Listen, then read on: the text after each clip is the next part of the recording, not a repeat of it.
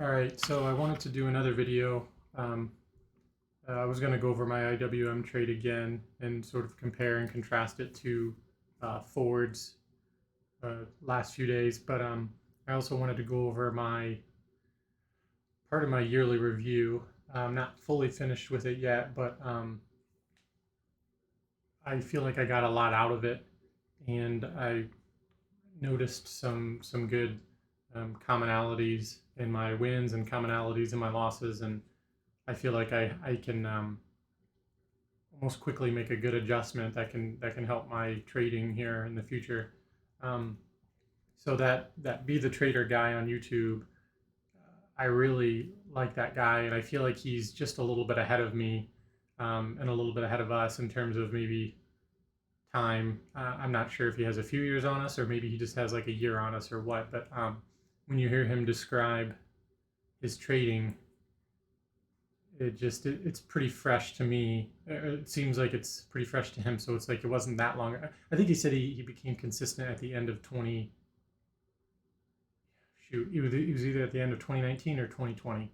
So um, but what he said to do for a yearly review is to go back and look at your biggest losses and then write everything down, put comments down, what was common about those biggest loss days of the year, and then also go and look at your biggest winners and take notes on all of that and find out the good things and the bad things about that. And then you can go and look at both and try and figure out what you can take out so that you don't have those big losses. And then it'll hopefully help you be more consistent. And it took me a little bit, it took me like a few days over the weekend to do it, but I really suggest everyone does it if they can. I was able to use Trade Review, and I could just kind of look at my biggest P&L losses, but you can also look at other things too. There's a lot of different stats. So I basically just looked at my biggest P&L losses over the whole year, and also some of the losses the last few months too, because the last 6 months I've been trading more full time, and it's more real than ever here the last 6 months. So these losses are more fresh and real as opposed to some of my biggest losses earlier this year. So what I noticed for my losses was a few things that I wrote down. Most of them just just flat out, you could look at the chart and see that I tried way too many times, way too many attempts on them. Meaning I sort of Christmas treated it, and usually I Christmas treated around the same area. So you could just tell that it was an emotional time. It didn't work. I tried it again, and then I just kept trying it. And maybe I wasn't losing that much. Maybe I was getting out early, but it was accruing commissions and it was accruing some P&L loss, and they ended up being some of my biggest losses on those days. So, and almost more than 50%, maybe even more than 75% had that type of look to them. Had nothing to do with the setup or the process. It was literally just I was over trading, got emotional, made sure to hit max loss with that emotional over trading. So, I thought that was huge. I mean, I sort of knew that, or I guess I didn't fully know that, but I just, after I kept seeing them on every big loss, they were almost all looked the same. I'm like, oh my gosh, if I could not do that, that will immediately help. So what I also noticed was, oh yeah, so some of the stocks that I had pretty good losses on, or days that I had pretty good losses on, were stocks that were very high, and I didn't account for how expensive they were, and so I must not have had the correct stoppage in place. So, like for example, Roku's pretty expensive, and the spread is really wide, and maybe I tried it one attempt and paid on the offer. I was already in the red, um, and then when I got stopped out, I got more slippage, etc. And so I think even with a proper stop in place, I was losing more than 1 hour. And then you combine that with maybe I tried it a few too many times as well, and then I ended up having a really bad day. So I noticed the really extremely high price stocks. Even Tesla is tricky. I mean, it's so expensive at this point that it is tricky. But Roku, or just anything up there. And if I'm not aware of it, then you really, I was paying for it. So that was a commonality among my losses. Um, Another one was the ads. So I would get in, maybe I would get in correctly, or I'd get in with a wide stop, and then I would add in. And it was mainly adding in for the P&L. Okay, I'm sort of confirmed that I'm correct, so I'm going to add in. But when I would add in, I wasn't necessarily adding in at a point where it's like a separate entry or something that I really believed in. So if it would turn around, sometimes I would maybe take away that stop, or just my ads were not near as patient and well thought out as my initial entry. And so my ads ended up making me have bigger losses too. So, and then just flat out, my setups were not very good on a lot of them.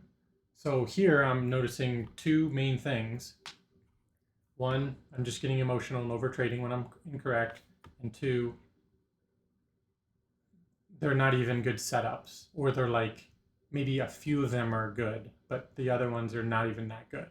So it's like most of my losses, and especially my biggest losses, are not even from my technical analysis. They're just from me not waiting for my good setup, and then me not being able to take the small losses leading up to the correct trade. So it was just a really big light bulb.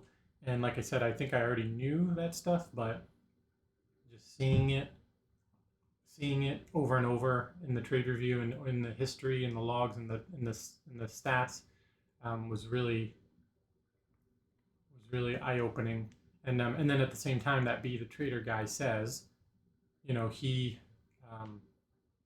did those same things, and he got to a point where it really was just figuring out the patience and the discipline to trade your setup and be okay if it doesn't work out. Even if he has a red day, as long as he's following his process, he's fine. But he knows overall, if he follows his process and his setup, that he'll be consistent, he'll make money. And so I just connect with that a lot. I just really feel like I can just right out of the gate focus on that. The other so that was the main stuff for the bad trades. For the good trades, so I started looking at, okay, all my good trades, and right away it told me that I was more successful shorting, not by a ton, but by like enough to make it substantial. So that was interesting. And then also on those short trades, I held longer, I made more, etc. Even my ads were better. So that says something to it. I think that just shows that breakouts move differently. Breakouts probably don't happen as much, right? 80% of the time, price is cycling in a range. Then you occasionally get the breakout, which is great, and it can trend and it can give you huge moves, but they don't happen as much. And I think I was probably trying for a lot of breakouts and missing on more of them than I was making, and maybe not taking advantage of them. That does make sense. I was finding a lot of breakouts, but I would also lose on some of them too. And then when I would finally get a good one, I wouldn't take advantage of it enough and size up, etc. So other things about the good trades were it seemed like in a lot of the best trades that I've had, they were clear, easy to notice higher time frame levels and trends. So if I would zoom out on the 5-minute and look at the ranges of the last few days, or the 60-minute, it would just be really easy to draw some trend lines and create your ranges or your trend lines. And on those best trades, you could easily see that. So that tells me that I'm trying too hard with smaller moves on the other trades, and either just making a little bit of money or getting emotional because it wasn't working, because it wasn't around a good level. And of course, it was just going to not move around that level because it wasn't a good level. So Um, and so I think that's about it. Um, yeah. So again, shorting, I have a higher win rate. Um, RVOL for my more winning trades, the RVOL is anywhere between 0.75 and 2. So, generally closer to 1 to 2, which makes sense. I think the ones that are higher than 2, probably number one, don't happen as much, but number two, maybe the RVOLs are really high and then they end up being kind of crazy and I don't trade them that well. Um, and and then on my trade review, like my overall performance, you can see that I'm going up, but and I'm getting better and better, but my pullbacks have been pretty sharp and large. So um, that's another thing that I noticed. So October was by far my most consistent month, not necessarily in terms of P&L, but just I had days where I was just making 1, 2, 3R, and then with the occasional 5 to 6R, and then the occasional maybe max loss or just slight red day, but never 2 red days in a row. So October was a good month to look at and just see that I was more just okay with small green days, um, small red days, and then the occasional really good green day. And I was just a little bit more patient there. So that was kind of nice to see that too. So yeah, so I'm still working on the review. Still sort of taking notes on everything I'm learning and trying to fine tune it and just make it really easy to read and understand and try and go over it all. And the things that I'm looking at are trade review, looking at all the stats and then looking at those charts. Um, all the charts and images that I've saved over the last year. I mean, just I have hundreds, maybe more, maybe in the thousands of just images of charts. But not only that, like all those playbooks that I made, especially when Tyler and I were really churning them out in like September, October, November. And then we eventually started making videos for our playbooks. But for a while there, we've made a bunch of PowerPoints. And then I know Kyle made some, and so did Jay. Jay's made a ton here this past year, I think more in the first half of the year. But all that stuff is like gold. It really is. And it was fun to go through and see that stuff. And a lot of it made sense. And a lot of it, I'm like, oh my gosh, I'm not even really thinking about that anymore. So that really was nice to go back and look at that. And again, I wrote down things that I was forgetting about that really worked, and things um, that didn't work that I was figuring out that weren't working. I even put in my plays or my playbooks or whatever, but I forgot. So it's like I just over the last few months, I slowly got a little bit lazier and started just gravitating towards being just lazier and impatient with my trades and not really having a plan and following that plan and being patient for it. So it was just, again, a real big eye opener. And some of the other places I looked at for, my yearly stuff would be like past video recordings, whether it's a YouTube recording review or just flat out just recording the screens. And yeah, I mean, we all just have tons of saved things. That's what we've gotten really good at doing, is just saving everything, and it really does help because you really fucking forget about it all. You do. Your mind forgets about it, and we just have to keep going back and looking at it and reminding ourselves, oh yeah, till eventually, you know, we don't forget it anymore. And you lose enough, and that's when you really get sick of losing, and you'll do anything. But it was overall a really good yearly review, and like I said, I'm still working on it a little bit more, but I just wanted to make a video about it. Again, just look at your biggest winners and your biggest losers if you can find them somewhere in your trade review or chart log or anywhere. Just go back and look in your saved files and just look at what's similar and different about them, and you'll be able to see some stuff that you didn't realize. And you know what? If I'm better at shorting than longing, there's nothing wrong with me just shorting for right now and just mainly looking for short setups. And if I can't find them, I just wait or I don't trade. There's nothing wrong with that. Sure, I'm cutting myself off from longs, but we're trying to figure out how to find an edge. And once you find an edge and then you can start doing it, and you start building some confidence, and you start stringing more wins together and being okay with the losses, and eventually you then can venture to, okay, I'm going to start longing again. I know that I can do the short and the edge, this setup when I short it, but I'm feeling good now. I'm seeing more longs. I haven't taken them, but I've been watching them, blah, blah, blah. And then you can start taking them. And it really is like a confidence thing too.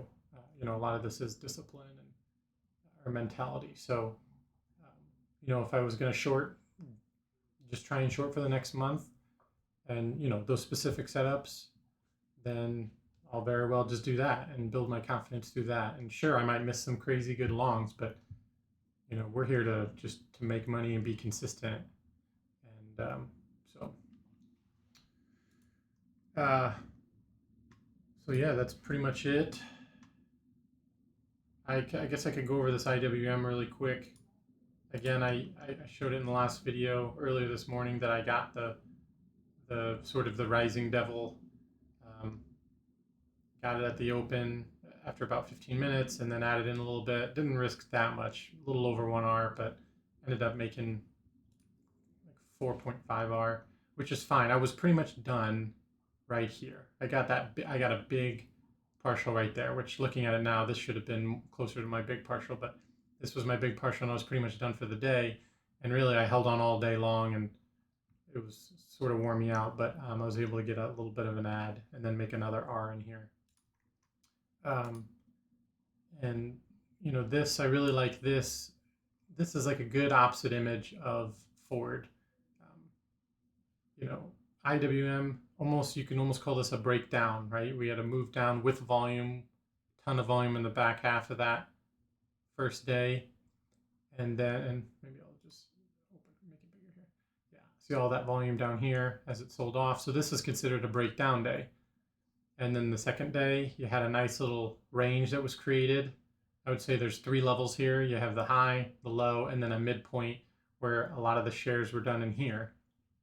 And then today, you could potentially play those levels if you wanted to.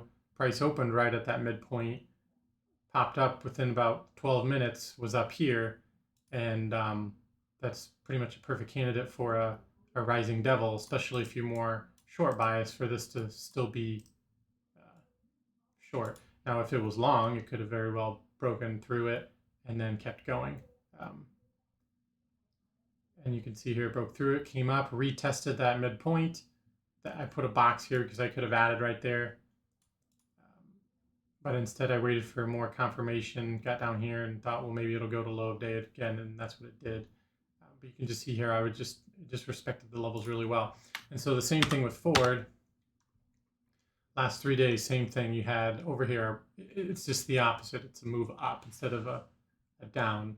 So instead of a breakdown, it's a breakout. And so we had big move up, had some consolidation, move up again, and then close near high of day.